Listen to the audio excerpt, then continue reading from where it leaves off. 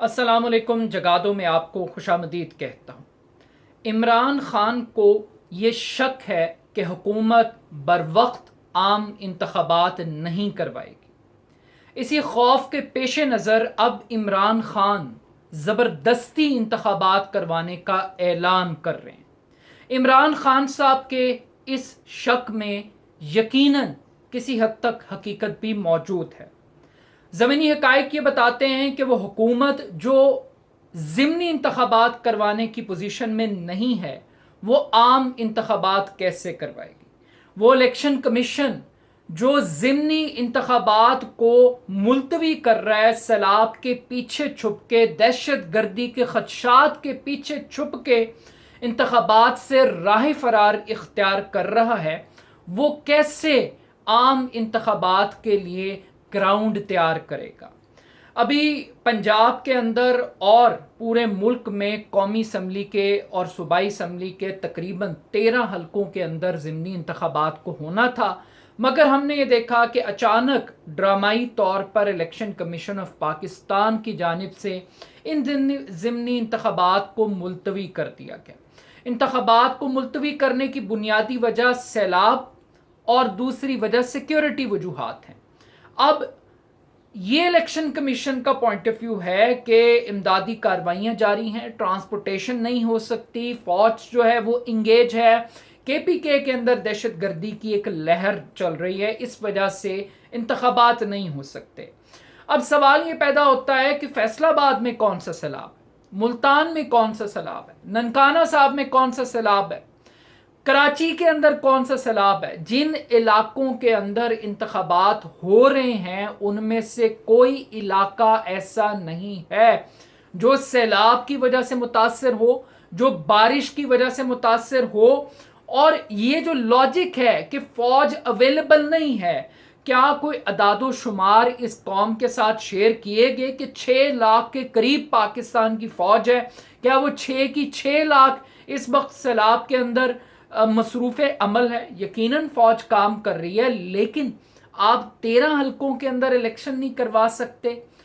और दूसरी तरफ दहशत गर्दी है, खैबर पख्तूनख्वा में लहर चल रही है। इसी दहशत गर्दी का हम पिछले 20 साल से शिकार हैं। क्या 2008 के अंदर इंतखाबात नहीं हुए? क्या 2013 के अंदर आम इंतखाबात नहीं हुए? क्या 2018 के अंदर कौमी असम्बली की 342 नशिस्तों के ऊपर आम इंतखाबात नहीं हुए? तो किसको बेवकूफ़ बना रहे हैं, किसको लॉलीपॉप दे रहे हैं, किसको मामू बनाने की कोशिश कर रहे हैं? प्रैक्टिकल बात यह है कि आपको ये गलत फहमी थी कि आप एक इंजीनियर इलेक्शन करवाएंगे। आपने सबसे पहले अपनी मर्जी से एक पॉलिटिकल इंजीनियरिंग के तहत 9 हलकों का इंतखाब किया, और उन हलकों का इंतखाब किया जिसमें तहरीक इंसाफ की लीड 2000 वोटों से कम है। और आपका ये नुक्ता नज़र था कि ये 2000 की लीड बड़े आराम से PDM का कैंडिडेट कवर कर लेगा। मगर अब जब ग्राउंड रियलिटीज़ के ऊपर बात आती है तो इमरान खान का जादू सर चढ़कर बोल रहा है। वो उस हल्के में भी इलेक्शन जीत रहा है वाज़े मेजॉरिटी के साथ, जहां पे वो कैंपेन चलाने के लिए गया ही नहीं। अभी कराची के अंदर एक इलेक्शन हुआ जहां पे इमरान खान ने कोई जलसा नहीं किया, कोई कॉर्नर मीटिंग नहीं की, लेकिन उसके बावजूद वो एक वाज़े वोटों के साथ इमरान खान को कामयाबी हासिल हो गई। अब ऐसी सिचुएशन के अंदर ये इलेक्शन से अपनी उस शर्मिंदगी को, सुबकी को छुपाने की खातिर इस इलेक्शन को मुलतवी किया गया है।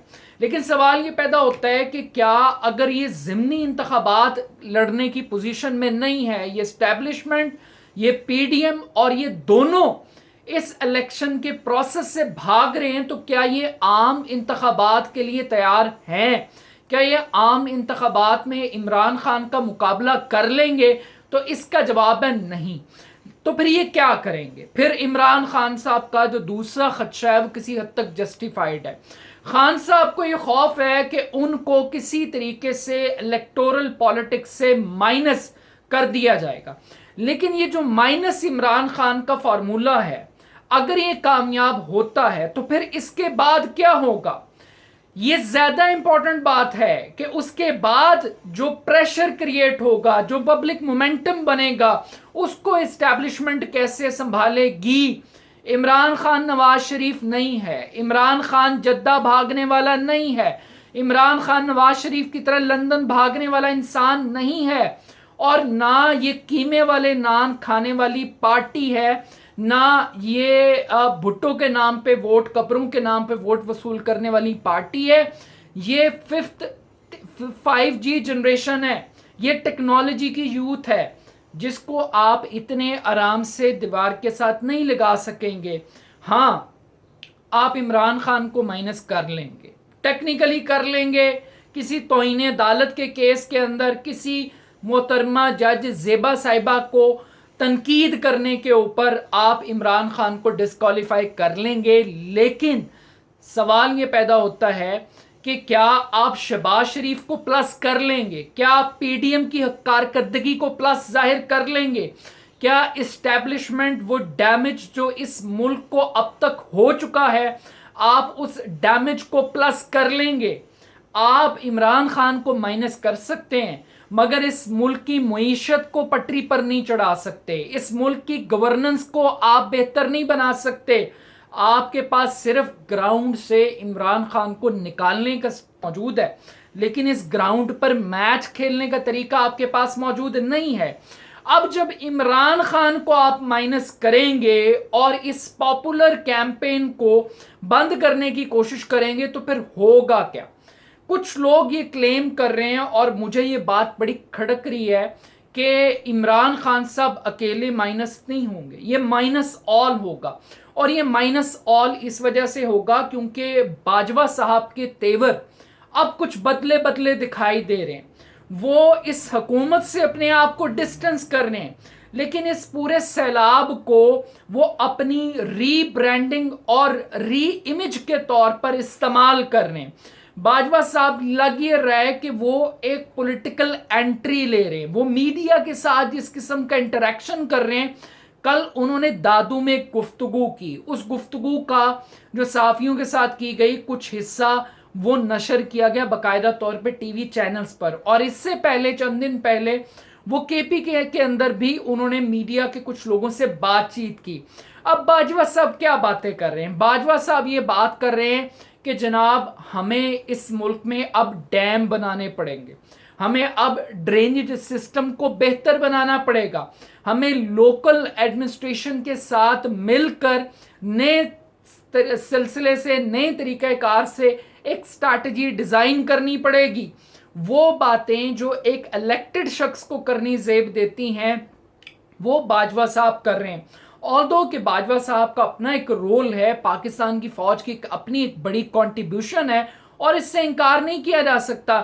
باجوہ صاحب بات کر رہے ہیں ری ہیبلیٹیشن کی، ری سٹرکچرنگ کی، وہ پری فیب ولیج بنانے کی باتیں کر رہے ہیں کہ 5 لاکھ روپے کی قیمت کے اوپر ایسے گھر تیار کر دیے جائیں جو اگلے 100 سال تک چلیں۔ اس سے پہلے جب وہ سوات کے اندر ہوٹلز گرنے کے واقعات ہوئے، اور پھر باجوہ صاحب نے یہ بات دہرائی کہ ان لوگوں کے خلاف کارروائی ہونی چاہیے جو غیر قانونی طور پر ان ہوٹلز کو بننے کی اجازت دیتے ہیں۔ تو باجوہ صاحب بات کر رہے ہیں سول ایڈمنسٹریشن